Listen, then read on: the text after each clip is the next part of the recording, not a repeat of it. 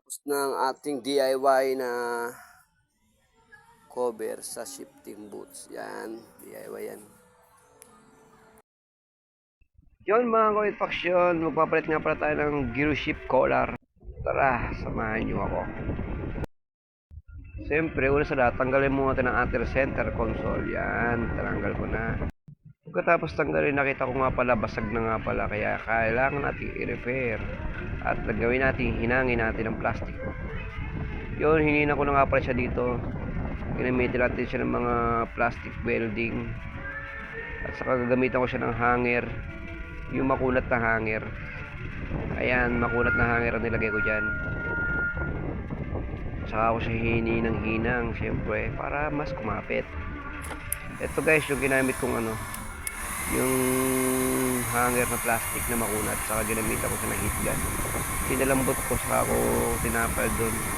Pagkatapos itapal, syempre, hinangin mo ulit yan para mapakapit mo ng gusto. Ganyan-ganyan mo lang, ayan, ganyan-ganyan. Eh, syempre, pagkatapos hinangin, yan. Diba? Kapit na siya. Kaya kailangan, mas maganda yung kapit, mas patibay. Syempre, didikit natin ngayon yung collar dito sa may plastic na ito. Para hindi siya basta-basta matanggal. Sara, dikit natin. Gamitin natin ang glue stick. Yun, ginamit ko nga palang glue gun, yan.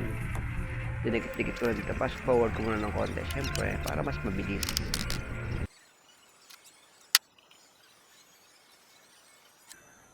Tapos, kalik dito.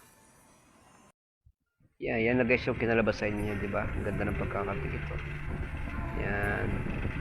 Siyempre, kailangan natin i-trial yan. I-trial.